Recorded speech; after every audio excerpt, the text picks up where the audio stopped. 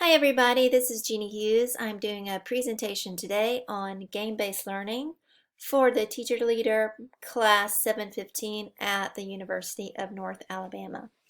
So to begin the presentation, I wanted to first give you a definition of what game-based learning is. According to EdTech Review, game-based learning is a type of gameplay that has defined learning outcomes. It's designed to balance the subject matter that you teach with gameplay and the ability of the player or your student to retain that subject matter and apply it to the real world. Usually it contains three types of things. When you think of a game, usually there is competition involved. So either competition involved with a peer or maybe just with yourself. It's engaging. Think of the people that play video games. They don't want to stop, right? They want to keep going until the game is over. And then there's usually some sort of reward, right? In education, that reward would be some sort of form of feedback or assessment. So why do we use game-based learning? So first of all, it increases motivation. If you've ever gone in the classroom and you have notes on the board, the kids come in and they're groaning and moaning, complaining. But if you have a Kahoot or Quizlet or some sort of game as your bell ringer, then the kids automatically, their energy level goes up and they're more excited about the lesson. So first thing, it increases motivation and it's fun. Secondly, kids today are surrounded by distractions. You have Netflix, Instagram, Snapchat, YouTube, TikTok, Disney Plus, cell phones, apps on their games, Xbox, PlayStation. So increasingly the students today live in a high-tech world where they're surrounded by a multitude of distractions and they have to learn how to kind of cope with and manage all of these distractions together. So for game-based learning, the video games and the games that they're surrounded by, all these distractions that they're surrounded by, are a new normal. When I was growing up, we didn't have all of this, right? We barely had computers and didn't have cell phones. However, today kids are surrounded by it. Prensky, in his study, has estimated that youngsters today will play on average 10,000 hours on a video or computer by the age of 21. When I was in school, it was usually mostly boys that play video games, but today you see both genders, both male and female, playing video games, either on their phone or computer or tablet. So it's popular for both genders. Also, there have been a couple of studies that have come out that have shown that certain things, certain video games can lead to certain improvements for student attention. So there's been improvement in selected attention, and also there have been studies that have shown that playing these games can actually increase the brain size and its efficiency in regards to visual and spatial skills. So continuing the theme of why game-based learning. So you have to look at actually the purpose of game design. I Googled this year and I found out that in the worldwide, in the world, that the computer and video game industry is worth $152 billion. It used to be, I think in 2003 when I first looked at this, it was 30 billion. So what are the game designers doing to keep everybody, keep this industry growing and keep them all engaged and keep wanting them to come back? So the first thing that they do is obviously player engagement. They know how to keep kids on the games and engaged. And if you're a parent of a teenager like I am, it's hard to even get them to pull away from the game. So they're super engaged, these video games. Second thing about it is that these video games usually have them work towards some sort of goal. So they're working towards steps to a goal to where they finish a completed mission. The next thing that the games allow is they allow students and learners to work through failures, and they're not really perceived as a failure, but it's a safe place for them to kind of build skills in a safe environment. Now, in the classroom and in the computer, they can either do this individually or with teams. When I was a teenager, These were only individually, but now kids are getting together in teams, in pairs, and they're working and competing and collaborating.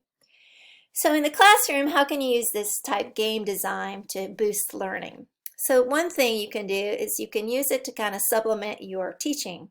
You can use it to reinforce concepts that you've already taught kids in class, and through repetition, right, these game-based learning measures will help them improve their learning and will reinforce concepts. Also, it addresses a diversity of different learning styles because you have listening, you have tactile, you have visual learning styles, and it gives you different ways to teach the course material. So lecture appears to be going out because kids, they're not used to listening to lectures, they're used to getting things electronically. So this is just another way to teach course material. So what are the different types of game-based learning? So in my classroom, you'll see down there are what are considered traditional game-based learning. This was a game which they used dice, and they were practicing different forms of verb conjugations. It was a competition between them, and they only had one pencil that they had to pull from. Love that game. So some traditional forms of game-based learning could be board games, card games, dice games, word games, and puzzles. And then there's the digital form of game-based learning, which would be video games, simulations, and role-playing games. So I'm going to mostly be talking about digital forms of game-based learning, since those are the newer forms of learning for students. So what are the types of digital game-based learning? So the first type is what's considered edutainment, kind of like education and entertainment.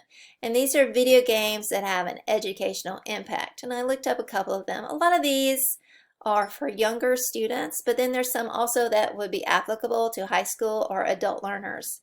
And here are just a few examples. Breakout EDU, Workbench.com, JobStimulator.com would be one of those programs that's applicable for older students where they play a different role and get to try out different jobs.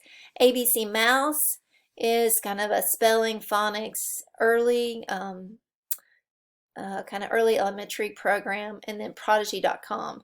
I also included there some coding pictures from Tinker and Lego Mindstorm. It's not really maybe used in a traditional classroom, but parents could use those to teach kids how to code, and summer camps could use those, engineering classes could also use this. The second type of digital game-based learning are simulation games. So these are video games that imitate reality or recreate a past reality. So for example, there are city building games. So students can learn those to learn about different economies and how the different functions of cities work. Flight simulators, I know the different Army and Air Force use those. And then Tycoon, there are a bunch of different games called Tycoon games, which are about managing and learning about managing a business. And then the third type of digital DGBLs are called series games. And these are video games that are designed to teach or practice a skill. And I found 3 online. The first one was Dragon Box Elements, which focuses on geometry. Pulse, which is more of a, I would say, late high school, college program, which nurses can actually use this program to figure out how to deal with situations in real life, in real time. And then Duolingo is one I personally use, which is for foreign language, which students use to learn about foreign language and speaking and practicing their listening skills. So how are teachers using game-based learning in the classroom? So according to Prodigy, 74%, so the majority of us, are using some form of game-based learning, whether it is digital or whether it is traditional. How do we use it? We use it to supplement instruction in a blended classroom. So we might teach the content first and then have the game-based learning be a supplement to that to reinforce the material. We can use it to personalize learning and pinpoint any weaknesses or gaps in knowledge. And in a lot of the studies that I read, I found that game-based learning is really useful for teachers that teach math. So how do I use it since I teach foreign language? How do I use GBL in my classroom? The picture that I have there is of Duolingo. The kids love that, and they get to earn badges and they get extra credit points for using Duolingo. And occasionally we can assign topics for Duolingo that align with what I'm teaching at the moment. I also use a couple of game-based review apps or websites. They are Kahoot, Quizlet, Conjugamos is a verb kind of a website that kids use to review verbs. Then Edgenuity and then BrainPop. You can use that in elementary or in high school. They actually have videos in foreign language too that you can use for the students. So using game-based learning just personally and then researching it, I found that yes, there are lots of pros to game-based learning, but there are also a few challenges. First one would be with its infrastructure. So all students in all schools do not have access to one-to-one devices for each student. And if you do have that, I know I've run into it personally, you might have issues with bandwidth, especially when you've got something scheduled and the class next door is also doing something with everybody using one-to-one devices. Second thing is curriculum. It's kind of hard. I know in mine, maybe with math and English it's easier, but with foreign language it's kind of difficult to find the appropriate resources to align with my curriculum and my standards. And also with time and finances, devices are costly, especially if you're doing one-to-one. And if you are in a one-to-one classroom, you know that students are not always responsible. Sometimes they forget their devices, sometimes they forget their chargers, and sometimes they forget to charge their devices. And then some of the games that you can use are lengthy and take a lot of class time. So finally, I wanted to share this figure with you. This is from Spencer, and he talks about why you should use a game-based learning or try out game-based learning in your classroom. So first off, game-based learning, it bridges the abstract and the concrete for students. So students are fully immersive. They can maneuver within their environment to make sense of the information, and they take concepts that might be opaque and they make them more visual and experiential. So the second part of that, it helps the information stick. Students have higher retention of the content, and they often go back to the content and create mental models out of what they've learned. Third, their students make connections. It helps them make connections between concepts and ideas. They see that their learning is interconnected. I've been talking already a lot about how it boosts engagement. Kids find games to be fun, and it also helps them be interested in the subject material that you're teaching if you make your class fun. It sparks a love of learning. And then finally, the last two figures there, the information is more accessible for all of your students. You don't have to have a lot of content material or strong mastery of reading and writing to play a game. And then lastly, with critical thinking, it helps them to analyze and synthesize their material with game-based learning. So I definitely recommend game-based learning. Like I said, there's some challenges to it, but I think the pros outweigh the challenges, and definitely everybody should try it.